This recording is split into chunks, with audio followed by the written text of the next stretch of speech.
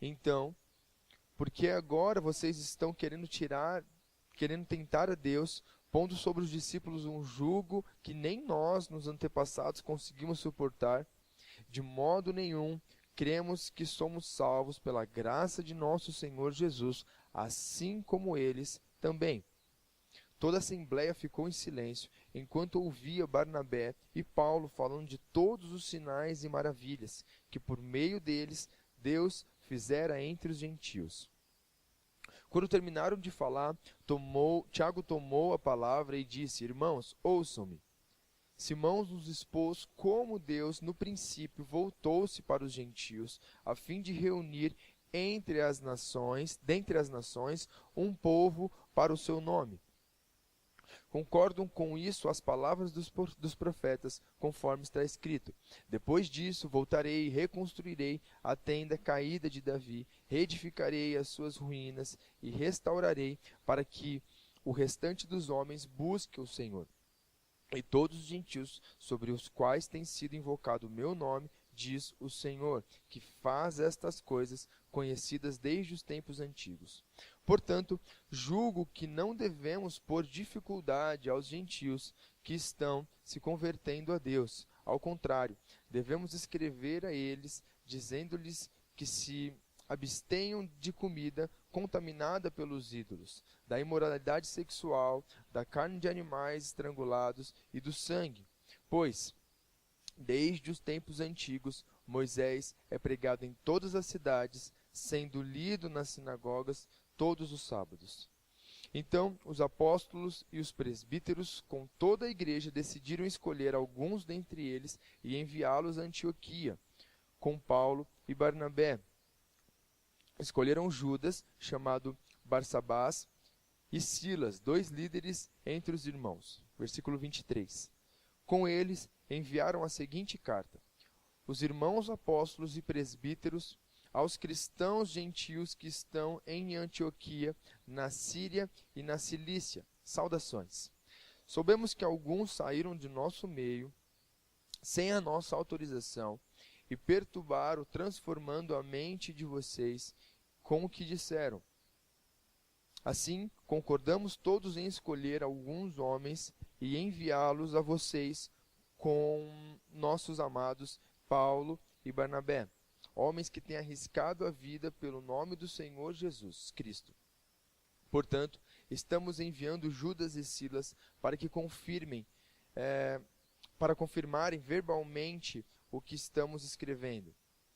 Pareceu bem ao Espírito Santo e a nós não impor a vocês nada além das seguintes exigências necessárias: que se abstenham de comida sacrificada aos ídolos, do sangue, da carne de animais estrangulados e da imoralidade sexual. Vocês farão bem em evitar essas coisas. Que tudo lhes vá bem. Uma vez despedido, os homens desceram para Antioquia, onde reuniram a igreja e entregaram a carta. Os irmãos a leram e se alegraram com a sua animadora mensagem. Judas e Silas, que eram profetas, encorajaram e fortaleceram os irmãos com muitas palavras. Tendo passado algum tempo ali, foram despedidos pelos irmãos com a bênção da paz para voltarem aos que os tinham enviado. Mas Silas decidiu ficar. Paulo e Barnabé permaneceram em Antioquia, onde, com muitos outros, ensinavam e pregavam a palavra do Senhor. Algum tempo depois, Paulo disse a Barnabé: Voltemos para visitar os irmãos em todas as cidades onde pregamos a palavra do Senhor, para ver como estão indo. Barnabé queria levar João, também chamado Marcos. Mas Paulo não achava prudente levá-lo, pois ele, abandonando-os em Panfilha, não permanecera com eles no trabalho. Tiveram um desentendimento tão sério que se separaram. Barnabé, levando consigo Marcos, navegou para Chipre. Mas Paulo escolheu Silas e partiu, encomendado pelos irmãos à graça do Senhor. Passou então pela Síria e pela Cilícia, fortalecendo as igrejas. Amém. Bom dia para quem eu não falei ainda. Vamos orar rapidamente. Senhor Deus, muito obrigado pela Tua presença em nossas vidas, que o Teu Espírito fale ao nosso coração, que hoje possamos entrar em Tua presença com o nosso coração quebrantado, com o coração contrito, sabendo que existe muito ainda em nossas vidas para ser transformado, para ser avivado. Por isso, toma este lugar para a honra e glória do Teu nome, Senhor. No nome de Jesus, amém. Amém. Aqui nós podemos ver uma assembleia em Jerusalém, onde no primeiro versículo alguns homens estavam indo para Antioquia, e ali eles estavam, aonde foi pregado o evangelho da graça, o evangelho da misericórdia, o evangelho do amor, estavam sendo falados que eles deveriam cumprir a lei para que eles pudessem ser circuncidados na lei de Moisés. E Paulo estava todo feliz com o que Deus estava fazendo naqueles lugares, onde o evangelho tinha chegado até os gentios, e ele estava muito feliz porque a graça do Senhor realmente estava sendo manifestada àquele povo. E logo depois, o pessoal estava voltando, alguns ali estavam voltando para aqueles mesmos locais onde foram pregado o evangelho da graça, estava falando assim, mas não é bem assim não, você precisa circuncidar. Você precisa voltar às velhas origens, você praticamente precisa ser um judeu para que você possa ser salvo.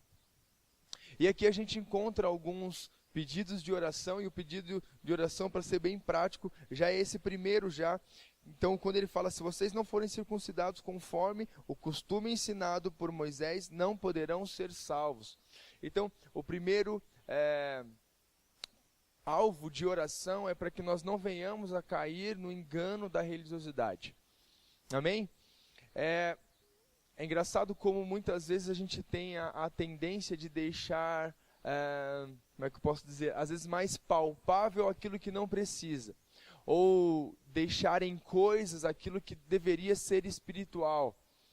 A nossa vida, o nosso coração e a nossa fé, ela precisa ser pautada em Cristo Jesus. Então é pela graça que nós somos salvos. Amém?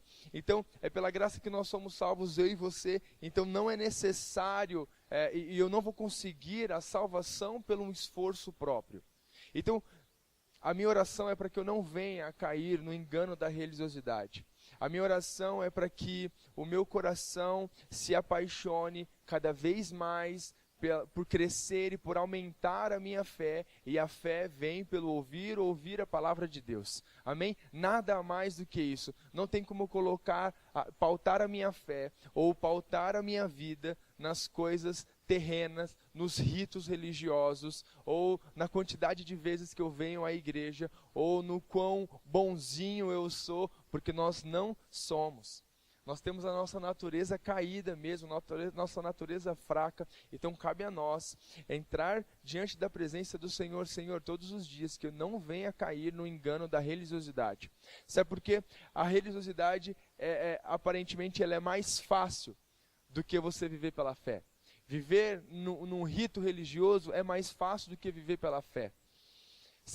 Achar que a salvação vem pela quantidade de cultos que eu venho à igreja, ou achar que a salvação vem por eu ter feito algo, por eu ser bom com alguém, é mais fácil do que viver pela fé. E viver pela fé, ele precisa ser algo apaixonante mesmo.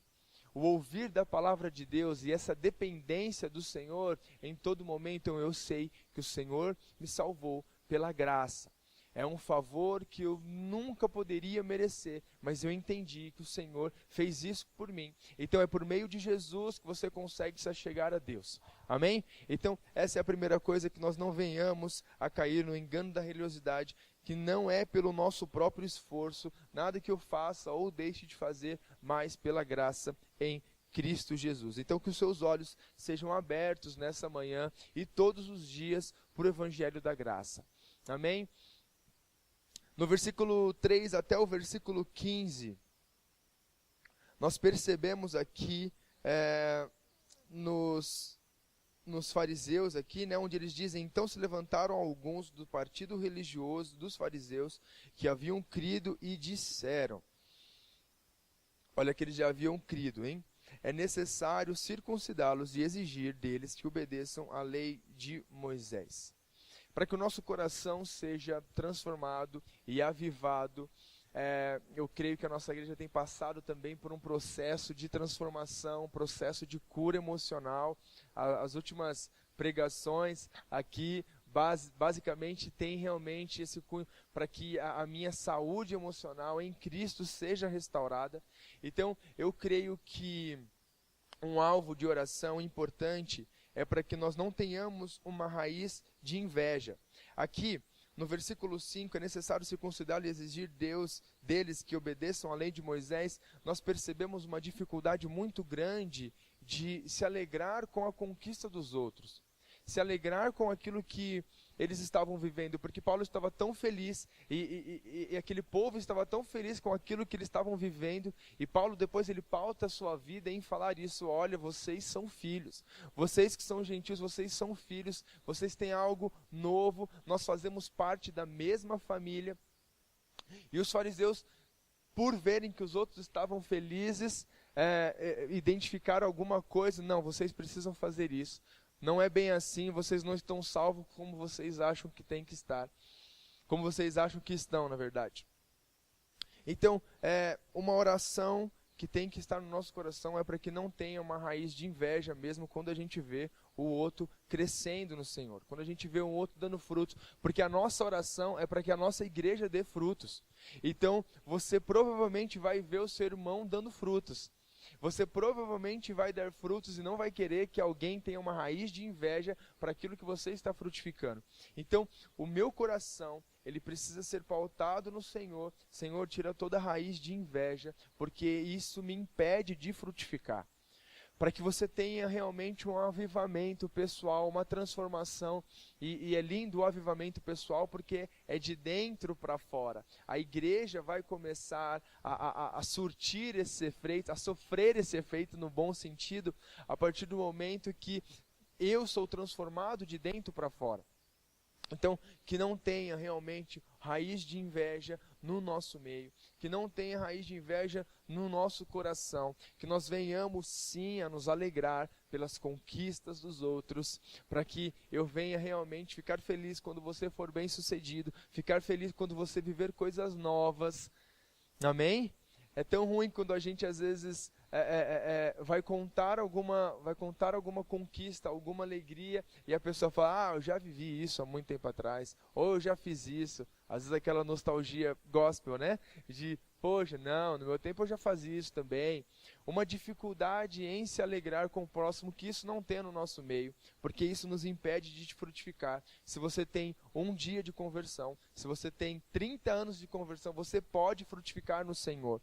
Para isso nós não podemos deixar essas raízes de amargura, raízes de inveja, essa dificuldade em se alegrar com o próximo, nós não podemos deixar isso tomar conta do nosso coração. Então, esse é mais um alvo de oração. No versículo 10 diz assim: então, porque agora vocês estão querendo tentar a Deus, pondo sobre os discípulos um jugo que nem nós, nem nossos antepassados conseguiu suportar. Aqui é Tiago falando, aqui é Pedro falando, desculpa, e aqui ele estava falando sobre o peso da religiosidade, e ele estava falando sobre um jugo que nem os antepassados, nem eles mesmos conseguiam suportar. E aqui vai um terceiro alvo de oração, para que o Espírito do Senhor pare sobre as nossas vidas, trazendo liberdade e refrigério. Amém?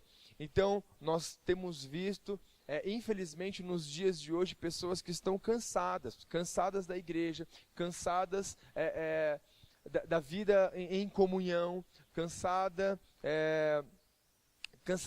das coisas ministeriais, vamos dizer assim. Por quê? Porque muitas vezes caíram no engano da religiosidade. Deixaram realmente a religiosidade falar mais alto. Então a nossa oração é para que venha realmente um Espírito do Senhor, e esse Espírito venha trazer a liberdade. Onde o Espírito do Senhor está, aí há liberdade. Amém? Você acredita nisso? eu creio também, para que o Espírito do Senhor venha trazer essa liberdade e esse refrigério sobre todos aqueles que estão cansados, sobre todos aqueles que se sentem sobrecarregados. Eu creio realmente que o Espírito do Senhor quer fazer algo no nosso meio para que nós sejamos saudáveis, para que nós sejamos uma igreja saudável. Amém? Até porque a religiosidade é um jugo muito difícil da gente manter. Então nós precisamos cada vez mais do Espírito Santo para transformar o nosso coração. Versículo 19 diz assim: portanto, julgo que não devemos pôr dificuldades aos gentios que estão se convertendo a Deus. Aqui é Tiago que olha... Ele não deixa uma raiz de amargura tomar conta do coração dele. Sabe qual que é o resultado disso? Ele olha para as pessoas com um olhar de amor. Não devemos pôr dificuldades aos gentios que estão se convertendo a Deus. Ele está se alegrando pela vida do próximo, e aqui ele está olhando para o próximo com um coração de amor. Que esse seja também o nosso alvo de oração. Senhor, ajuste a minha visão, ajuste o meu olhar, que o meu coração se compadeça, se alegre também, venha se alegrar com o coração do meu irmão. Então que nós sejamos despertados a olhar com o próximo num coração de amor. Amém? Eu creio que Deus tem muito para fazer através do nosso olhar, através do meu coração, e aqui eu não estou falando simplesmente da nossa realidade na igreja, mas você provavelmente está num ambiente onde as pessoas são alvos do amor de Deus, mas ainda você não enxerga aquela pessoa sendo transformada, não enxerga aquela pessoa como um alvo de transformação, não enxerga aquela pessoa ainda dando frutos. Então a gente tem às vezes uma certa dificuldade de olhar para ela com um olhar de amor. Então que a minha visão, que a sua visão seja ajustada para o coração das pessoas que estão ao nosso redor. A partir deste momento nós conseguiremos dar frutos. A partir deste momento nós conseguiremos, poxa, eu sei para que Deus me colocou aqui. Deus me colocou nesse trabalho para que eu pudesse olhar com um olhar de amor os meus funcionários, os meus amigos, na minha faculdade, no meu trabalho. Então que em todo tempo a nossa visão seja ajustada. Amém? E no versículo 20, ele está falando sobre, olha, nós amamos o que Deus está fazendo aí, e nós devemos olhar sim com olhar de amor, mas é importante também que vocês deixem de lado algumas coisas. E aqui ele fala sobre imoralidade sexual e tudo mais. Então, a quinta coisa é para que toda contaminação humana, para que toda imoralidade sexual, toda corrupção, toda mentira, toda infidelidade caia por terra na nossa vida, no nome de Jesus. Amém? Então, esse é um alvo de oração. Às vezes estamos rodeados, às vezes o nosso coração começa a se deixar levar realmente por questões deste mundo. Então, qualquer contaminação mundana que tomou o seu coração, que fez cada vez mais, que começou a criar raízes, e você acha que isso é normal. O problema de criar raízes é que as coisas vão se tornando normais.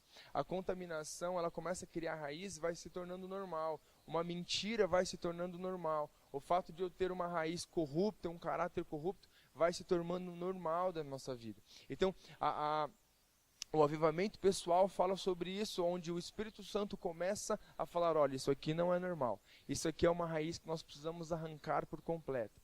Nós precisamos arrancar por completo a imoralidade sexual do nosso meio. Arrancar por completo a mentira, a infidelidade. Isso não é normal na nossa vida, isso não é normal no nosso meio, por mais que pareça ser normal lá fora. Então que nós não venhamos realmente a entrar nesse mundo, a entrar nessa raiz de amargura, de corrupção, e que o nosso coração tenha realmente o Espírito Santo de Deus nos convencendo, nos purificando, nos convencendo de toda injustiça. Amém? E no versículo 31 e 32, só para a gente encerrar,